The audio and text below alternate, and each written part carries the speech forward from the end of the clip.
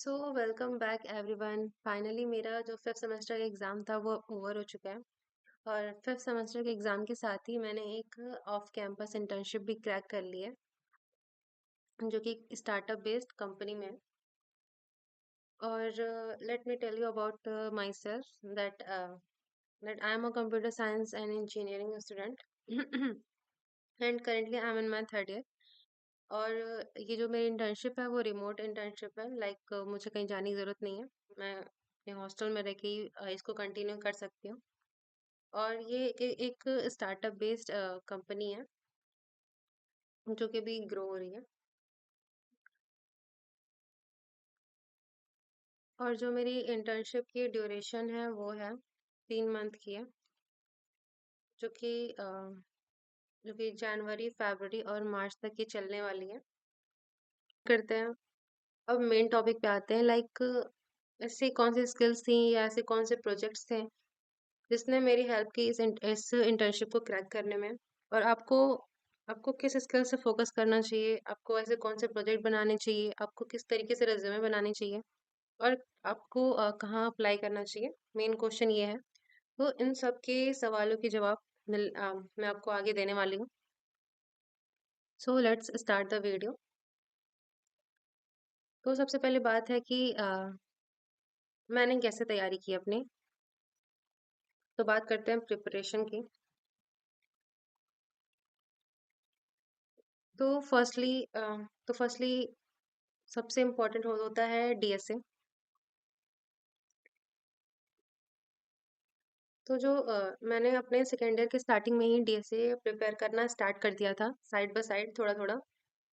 मैंने ऐसा कोई कोर्स वगैरह नहीं लिया था इसके लिए। डीएसए के लिए मैं पूरा यूट्यूब पे ही डिपेंडेंट थी। और उसके लिए उस टाइम पे रोहित नेगी, अ, आप लोग मोस्टली लोग जानते होंगे उनको। रोहित नेगी भैया की जो वीडियो थी, मैंने उनसे ही पूरा डीएससी की प्रिपरेशन किया है।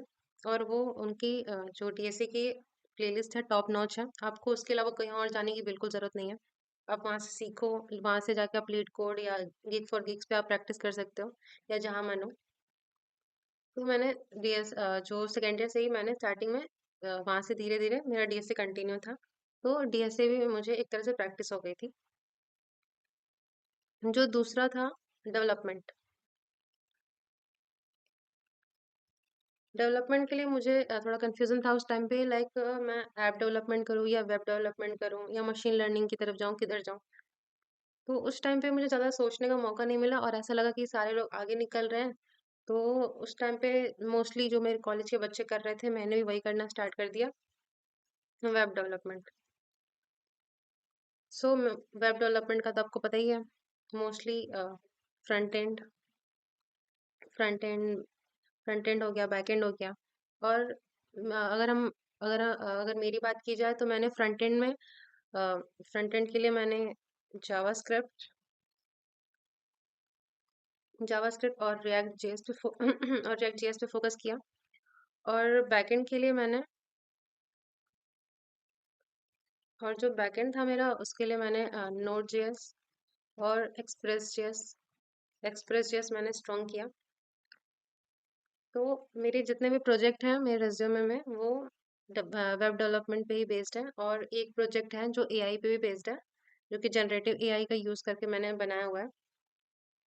मैं आपको नेक्स्ट वीडियो में अगर आपको चाहिए होगा कि मेरे रिज्यूमे में स्पेसिफिक कौन से प्रोजेक्ट थे, आपको जानना होगा तो आप कमेंट कर सकते हो। मैं एक पूरी वीडियो बना दूंगी, लाइक मेरा रिज्यूमे में मेरे अपने रिज्यूमे के बारे में क्या क्या प्रॉपर मैंने लिखा है उसमें और कौन कौन से प्रोजेक्ट थे। मैं आपको लाइव करके भी दिखा दूंगी अपने सारे प्रोजेक्ट्स। तो डेवलपमेंट में मैंने मेरा यही था, एक फुल स्टैक प्रोजेक्ट बनाना। तो उसके लिए फ्रंट एंड मैंने सीखी। फ्रंट एंड में मेरा उतना अच्छा नहीं था, बस ऐसा था कि मैं अच्छा खासा यूआई वगैरह बना लेती हूँ। और बैकएंड मेरा बहुत ही अच्छा है। उसके लिए डाटाबेस के लिए मैंने मोंगो डीबी यूज़ किया था, मोंगो डीबी और माई सिक्वल। और जो भी ड्रिजल वगैरह, वो तो आप पे डिपेंड है। अगर एक बार आप सीख जाते हो तो आप कोई सा भी डाटाबेस यूज़ कर सकते हो। सो ये बात हो गई, डीएससी की बात हो गई, डेवलपमेंट की बात हो गई। और अगर आपको ये भी जानना है लाइक फ्रंट एंड के लिए मैंने कौन-कौन से वीडियो प्रेफ़र किए थे और बैक एंड के लिए, तो आप मुझे बता सकते हो। लाइक मैंने फ्रंट एंड और बैक एंड दोनों एक ही चैनल से किया है। पहले तो स्टार्टिंग में मुझे रिएक्ट करने में काफ़ी प्रॉब्लम हुई थी। लाइक बहुत सारे वीडियो मैंने स्क्रॉल किए हैं, काफ़ी सारे प्लेलिस्ट देखे, बट उसके बाद ही मेरे कुछ ऐसा समझ में नहीं आता था रिएक्ट। जावास्क्रिप्ट भी मैंने कई जगह से पढ़ी हुई थी थोड़ा-थोड़ा, बट ऐसा था कि क्लियर नहीं होती थी कोई चीज़ माइंड में। फिर जाके मतलब कुछ ऐसी प्लेलिस्ट मुझे मिली थी वहाँ से, तो आज के टाइम पे मुझे अगर कुछ भी देखना हो, कुछ भी प्रेफ़र करना हो, तो मैं वही प्लेलिस्ट प्रेफ़र करती हूँ। अगर आपको अगर आपको भी बैक एंड स्टार्ट करना है, तो आप वो प्लेलिस्ट प्रेफ़र कर सकते हो। वो आपको प्लेलिस्ट कैसे यूज़ करने हैं, कैसे यूटिलाइज़ करने हैं, क्योंकि वो प्लेलिस्ट काफ़ी बड़ी है। अगर आप नॉर्मली ढूँढने जाओगे तो वैसे मिलती नहीं है वो।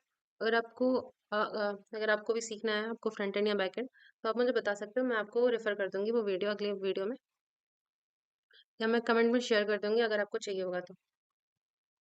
नेक्स्ट बात करते हैं सबसे इम्पोर्टेंट, प्रोजेक्ट। क्योंकि अगर एक स्टार्टअप बेस्ड कंपनी है तो वो आपको मोस्टली प्रोजेक्ट के बेसिस पे ही लेगी, क्योंकि उन्हें आपसे काम ही करवाना होता है। तो वो डीएसए पे कम फोकस्ड होते हैं, लेकिन वो आपको चाहिए होता है आपके में क्या स्किल्स हैं, आपको प्रोजेक्ट बनाने अच्छे से आते हैं, समझाना अच्छे से आता है, तो ही वो आपको रेफर करते हैं। तो मेरे रिज्यूमे में जो है वो मोस्टली मैंने 3 प्रोजेक्ट्स डाले हुए थे। 3 प्रोजेक्ट्स थे, उनमें से 3 प्रोजेक्ट्स में एक था जो जो पहला प्रोजेक्ट था वो एक एआई बेस्ड था, एआई बेस्ड प्रोजेक्ट था। और दूसरा जो था एक रिज्यूमे जनरेटर था। सॉरी, स्पेलिंग मिस्टेक है। और एक तीसरा था वो सिंपल जो तीसरा प्रोजेक्ट था एक फुल स्टैक ब्लॉग वेबसाइट थी, जिसको जो कि मैंने इंडस्ट्री लेवल का जो ये मेरी वेबसाइट थी वो ऐसे नॉर्मल कोई ब्लॉग वेबसाइट नहीं थी। इसमें मैंने जितनी भी प्रोडक्शन लेवल की जो भी चीज़ें प्रैक्टिस होती है मैंने वो सब इसमें यूज़ किया था। तो उन्हें वो ये ब्लॉग वेबसाइट भी उन्हें काफ़ी इम्प्रेस हुए थे वो इस ब्लॉग वेबसाइट से, क्योंकि मैंने छोटी-छोटी चीज़ों क्योंकि मैंने छोटी-छोटी चीज़ों का भी काफ़ी ध्यान रखा था उसमें। सो ये बात हो गई मेरी प्रिपरेशन जर्नी की। अगर इस वीडियो में वैसे मैं बता नहीं सकती, क्योंकि वीडियो काफ़ी लंबी हो जाएगी। मैं बस शॉर्ट एंड क्रिस्प रखना चाहती हूँ वीडियो को। अगर आपको किसी भी टॉपिक पे अगर अच्छे से वीडियो चाहिए होगा तो आप मुझे बता सकते हो। मैं पूरी डिटेल में वो चीज़ बना दूँगी, लेकिन अभी नहीं बता सकती। And and last and last जो क्वेश्चन होता है लाइक अप्लाई मैंने कहाँ किया? Most important question. मोस्टली मैं अप्लाई कहाँ-कहाँ करती हूँ? लिंक्डइन पे मैं ज़्यादा एक्टिव रहती हूँ, या फिर ट्विटर पे, और ये इंटर्नशाला वगैरह वेबसाइट पे। बट ये जो ओपनिंग आई थी वो आई थी लिंक्डइन पे। ये लिंक्डइन पे ओपनिंग आई थी, उस इन्होंने बोला था अपना रिज्यूमे वगैरह ईमेल पे शेयर करने को। तो मोस्टली लोग क्या करते हैं कि ईमेल पे शेयर नहीं करते रिज्यूमे, अगर उन्हें डायरेक्ट लिंक मिल रही होती है तो ही वो शेयर करते हैं, वरना वो इतनी मेहनत नहीं करते। बट मैंने अपना रिज्यूमे प्रॉपर कस्टमाइज़ करके जो भी रिक्वायरमेंट थी उस हिसाब से मैंने उन्हें ईमेल किया था। उसके बाद से 2-3 दिन बाद रिज्यूमे शॉर्टलिस्ट जब हुआ तो मुझे एक मेल आया था, और उसमें लिखा था कि आपका इंटरव्यू शेड्यूल हुआ है। एक ही राउंड हुआ था इंटरव्यू का, जिन्होंने डीएसए वगैरह पूछा उसमें, और जो भी इंटरव्यू था उन्होंने क्या-क्या पूछा, उन्होंने डीएसए के बारे में डीएसए क्वेश्चंस पूछे, और फिर मेरे प्रोजेक्ट्स उन्होंने देखे। उनका जो मेन फ़ोकस था मेरे प्रोजेक्ट पे ही था। लाइक मैंने उसको कैसे बनाया है, क्या-क्या फ़ीचर इम्प्लीमेंट किया है, कैसे ऑप्टिमाइज़ किया है, और फिर बेसिक उसके बाद कुछ ऐसे नॉर्मल क्वेश्चन वगैरह पूछे, लाइक आपको कुछ तो वही कुल मिला के मेरा यही एक्सपीरियंस था इंटरव्यू में, काफ़ी अच्छा गया मेरा इंटरव्यू। मुझे ऐसा लग रहा था कि हाँ, मेरा हो जाएगा, जिस हिसाब से क्वेश्चंस वगैरह मैंने आंसर्स दिए थे और उन्होंने प्रोजेक्ट्स में काफ़ी इंटरेस्ट दिखाए थे। तो उसके नेक्स्ट डे मुझे रिप्लाई आ गया था कि लाइक यू आर सिलेक्टेड, और आप कब से जॉइन कर रहे हो? चूँकि मेरा एग्ज़ाम अभी ख़त्म हो गया था, तो मैंने जॉइन कर लिया तुरंत ही। सो ये रहा मेरी होल समरी आप कह लो।